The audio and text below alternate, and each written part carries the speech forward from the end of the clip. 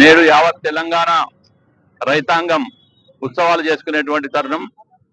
గత ప్రభుత్వాలు లక్షల కోట్ల రూపాయలు ధనాన్ని అప్పుగా మిగిల్చిపోయినటువంటి సందర్భంలో కూడా ఇవాళ రేవంత్ రెడ్డి గారి ప్రభుత్వము ఒక్కొక్క రైతుకు 2 లక్షల రూపాయలు రుణమాఫీ చేయడం అనేది చాలా సంతోషకరమైన విషయం. ఇట్లాంటి తరుణము జీవితంలో మళ్ళీ రాదనే అనుకోవాలా. గతంలో వరంగల్ డిక్లరేషన్ లో రాహుల్ గాంధీ గారు ఏదైతే చెప్పారో దాన్ని తూచా తప్పకుండా అమలు చేసి చూపించినటువంటి వ్యక్తి రేవంత్ రెడ్డి గారు.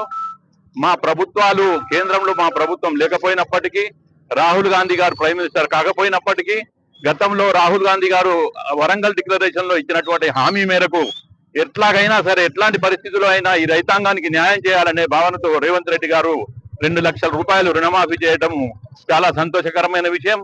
అందుకే ఈ రోజు ఆ శుభ సందర్భాన్ని పురస్కరించుకొని మేము ఉత్సవాలు జరుపుకుంటా ఉన్నాం.